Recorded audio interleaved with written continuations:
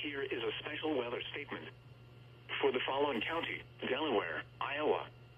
Drizzle and areas of fog will reduce the visibility to under a half mile at times through 2 a.m. along the Highway 20 corridor and locations to the north. The fog may be dense with visibilities less than a quarter mile. Road conditions will remain wet. Be more careful driving tonight due to the reduced visibility. If you encounter dense fog, slow down, keep your headlights on low beam, and give yourself plenty of distance with other vehicles. NOAA Weather Radio Station G64 in Delaware is experiencing technical difficulties.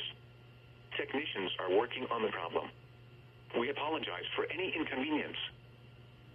You are listening to NOAA Weather Radio Station WXL61 in Cedar Rapids.